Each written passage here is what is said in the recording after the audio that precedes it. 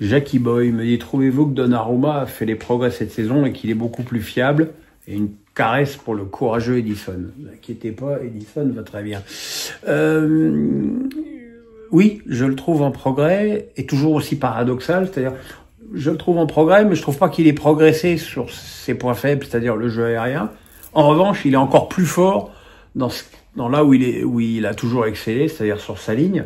J'ai un exemple très précis, il a la main faible sur le but de Liverpool au Parc, et il a la main en béton sur les actions, les occasions de Martinelli et de Trossard à Arsenal. Donc effectivement, je pense aussi que la confiance est beaucoup plus forte aujourd'hui chez Donnarumma qu'il a pu l'être à une époque, et que voilà, et que maintenant c'est devenu un atout pour le PSG, alors qu'à un moment donné, il pouvait presque être considéré comme un point faible. Toubib Breton me dit, que penses-tu de la polémique Hanouna au sujet de la présidentielle 2027? Il n'y a pas vraiment de polémique, hein. Cyril a bien piégé tout le monde, hein, en envoyant des mails, en espérant ou en pensant ou en étant persuadé que ça allait être repris par des mecs qui allaient contacter les journalistes. C'est exactement ce qui s'est passé. Je pense que le canular, si on peut appeler ça un canular, était parfaitement organisé. J'ai été assez choqué par les réactions extrêmement méprisantes de certains chroniqueur d'émissions, notamment le dénommé Fred Hermel, qui est jamais avare d'une connerie d'ailleurs, qui méprise Hanouna, parce que vous comprenez, je sais pas, mais bon, Hanouna, il a créé un empire avec son entreprise, c'est un chef d'entreprise, je ne vois pas en quoi il serait moins légitime que des hommes politiques qui n'ont jamais travaillé dans le privé. Moi, ça me gênait pas qu'il soit candidat à la présidentielle. Ça aurait mis un peu d'animation. Il aurait peut-être aussi secoué un peu le cocotier des idées, parce que des idées, il y en a pas beaucoup de nouvelles. Mais voilà, c'est quand même assez incroyable de mépriser les gens comme ça. Et je trouve ça assez choquant. Arnaud Foucard m'a dit, tu n'as pas été tendre toute la saison avec Fabien Ruiz. Pourtant, encore une fois, contre Arsenal, il sort un match monstrueux qui se voit pas forcément par tout le monde. Mais penses-tu que ce joueur est sous-coté? Fabien Ruiz a fait un euro exceptionnel avec l'équipe d'Espagne. C'était quasiment un des meilleurs joueurs de l'équipe espagnole. Et il revient au PSG et t'as l'impression que c'est son cousin qui joue, quoi. Donc, à un moment donné, d'ailleurs, il était pas titulaire, hein. Donc ça, c'est pas moi qui l'ai mis remplaçant, c'est Luis Enrique. Et si Luis Enrique l'a mis remplaçant, c'est parce qu'il estimait qu'il avait pas le niveau. Et il s'est remis en question, il a peut-être retrouvé une forme physique. Et là, aujourd'hui, on a le Fabien Ruiz de l'équipe d'Espagne. Et effectivement, pour moi, ça a été le meilleur Parisien à l'Emirates Stadium. Donc moi, j'ai aucun problème à dire à un joueur qu'il est pas bon quand il est pas bon, et de dire qu'il est bon quand il est bon. Grégory Pérez me dit, si la LFP venait à créer sa propre chaîne et qu'elle t'appelait pour être consultant, accepterais-tu? Est-ce qu'une chaîne t'a recontacté ou toujours rien? Non, toujours rien. Toujours rien. Est-ce que si la LFP venait, est-ce que j'accepterais? Mais ça dépend pourquoi faire, avec qui, combien. Moi, je suis pas prêt à tout pour retrouver un micro. Certainement pas prêt à faire le tapin. Ça, je l'ai dit déjà et je le redis. Maintenant, voilà, si c'est pour... faut voir. Faut voir. Mais vous savez, je pense que malheureusement, on est assez tranquille à ce niveau-là. Et Jackie Boy me dit, comment expliquer qu'Eric Guéret soit si apprécié à Marseille alors qu'il n'a malheureusement rien gagné, alors qu'un Deschamps, avec tout ce qu'il a gagné, soit parti dans le mépris de certains supporters? Parce que le foot, c'est pas que les résultats. Alors évidemment, les résultats, c'est le plus important. Alors tu vas dire ça à Deschamps, que l'important c'est pas le résultat, il comprendra pas. Mais voilà, comme je le disais tout à l'heure dans une autre réponse, Marseille c'est droit au but, Marseille c'est le jeu flamboyant, et c'était l'incarnation de l'OM que tout le monde aime avec Guéret, comme ça pouvait l'être avec Bielsa, même si ça s'est beaucoup moins bien fini avec Bielsa la deuxième partie de saison. En plus, avec Deschamps, ça s'est très mal passé avec Anigo. Donc, il y avait un conflit. Anigo avait ses soutiens au Vélodrome. Donc, ça faussait aussi le jugement sur Deschamps. Mais c'est vrai que Guéret est plus apprécié que Deschamps à Marseille. C'est curieux, mais c'est comme ça. Pierre Carton me dit, la façon de tirer les coups francs d'Arsenal en mode chenille me laisse perplexe. si ça peut mettre un doute dans la surface, que le risque de hors-jeu est omniprésent et si la coordination n'est pas optimale, qu'en as-tu pensé? J'ai pas souvenir d'avoir vu le Arsenal faire la chenille comme ça d'autres matchs. Je pense qu'en tout cas, ils avaient bien isolé que c'était un des points faibles du PSG, les coups de pied arrêtés défensifs, et qu'ils avaient effectivement travaillé ça. Malheureusement, d'abord, ils en ont assez peu eu des coups de pied arrêtés à frapper, et puis le peu n'ont pas été bien frappés. Le seul qui a été bien, il y a eu ce but refusé pour hors-jeu par Merino, mais voilà quoi. Mais attention, ça reste un point au match retour, ça reste un point fort d'Arsenal et un point faible du PSG. Claude Godefroy dit que toi qui t'insurges contre les hors-jeux sifflés par la VAR pour un doigt de pied, au-delà du fait que ce n'est finalement qu'une simple application indiscutable de la loi qui garantit l'équité, c'est aussi ça qui, par l'annulation du but d'Arsenal, pourra permettre au PSG de ne pas peut-être jouer une finale. Tu es d'accord avec ça? Oui, et alors? Je m'en fous. Moi, je ne conditionne pas ce que je pense à un résultat ponctuel. Je considère que, regardez le but qui a été refusé à Mkhitaryan à Barcelone hier soir. Il y a une demi-chaussure. Je veux dire, la notion d'être sur la même ligne a totalement disparu.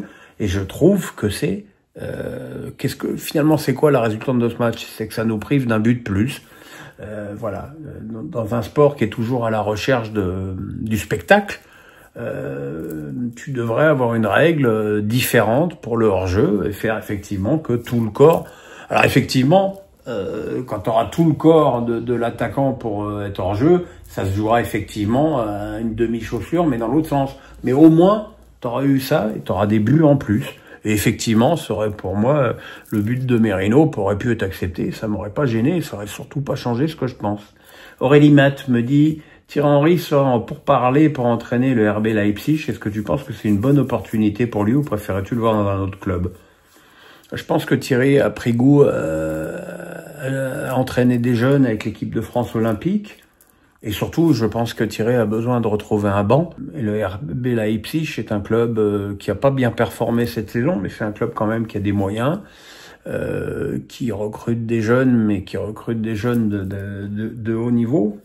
C'est d'ailleurs de ça que Strasbourg voudrait s'inspirer dans les saisons à venir. Je pense que ce sera une très bonne chose pour Thierry et pour le club qu'il aille là-bas. Loatieux me dit, tu as évoqué la péripétie qui arrivait avec ton chien. Vu ce que tu as dit dans ton dernier face à Pierrot, il a l'air d'aller mieux, donc c'est parfait. Mais je voulais savoir ce qu'il en était du conducteur. S'est-il arrêté pour prendre des nouvelles ou est-il parti comme un lâche?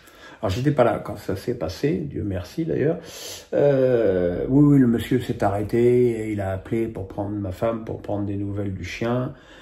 Faut savoir que là où on est en location, à 30 mètres, t'as un ralentisseur, ce qui fait que les voitures vont pas vite. Et c'est ce qui a d'ailleurs sauvé certainement la vie de mon chien, c'est que le monsieur allait pas vite en voiture. Voilà, il a été 3 fois chez l'ostéo faire du laser, petit père, et maintenant ça va.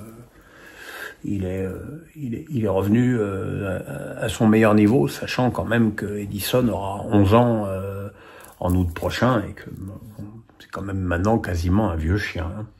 Vincent N5R me dit « Merci pour tes analyses, mes vidéos à ce rythme effréné, surtout en ce moment. Tu as souvent évoqué ta double greffe qui t'a sauvé la vie il y a quelques années, mais comment est le quotidien pour les personnes ayant subi ce genre d'intervention et tu astreins un suivi médical à vie ?» Tu sors pas indemne d'une double greffe, d'abord parce que moi j'ai perdu tous mes muscles dans l'attente de ma greffe. Hein, les 6 mois où j'ai été absent de canal, j'étais en train de m'éteindre comme une bougie. Hein. Mon foie ne fixait plus aucune protéine, donc je maigrissais à vue d'œil. Quand je suis tombé malade, je faisais 135 kilos. 1 mois et demi après ma greffe, j'en faisais 88. Et j'ai pas perdu que de l'eau. J'ai aussi perdu beaucoup de muscles. D'ailleurs, aujourd'hui, j'ai plus du tout les muscles que j'avais avant quand je faisais du tennis et du foot. Hein. Ce qui explique aussi d'ailleurs mes problèmes de genoux parce que j'ai pas les muscles suffisants pour compenser ça. Après, honnêtement, je trouve que j'ai vieilli depuis. Je le vois même. Et effectivement, la vidéo d'appel à questions que j'ai postée dans dans la piscine, mais je veux dire, peut-être que si je l'avais vu, je l'aurais pas posté parce que je trouve qu'on dirait un vieillard sur cette vidéo. Je pense aussi que les histoires dont j'ai été accusé, Portolano, l'hôtesse du parc, toutes ces conneries, ça m'a fait un mal fou. J'oublie pas que j'ai passé 3 mois à l'hôpital, 3 semaines à l'hôpital entre avril et mai 2022 parce que mon corps disait stop. Plus la dépression, plus tout ça, quoi. Voilà. Maintenant, au niveau du traitement, bah, j'ai, vous voyez, ça c'est, voilà. À gauche, ça c'est les médocs le matin, ça c'est les médocs le soir, tous les jours. Il y a des anti-rejets pour le rein là, et les anti-rejets pour le foie, c'est une perfusion tous les mois. C'est samedi matin là, la prochaine. Voilà, on fait ce qu'on peut, on est toujours en vie, mais bon, c'est pas toujours la fête, quoi.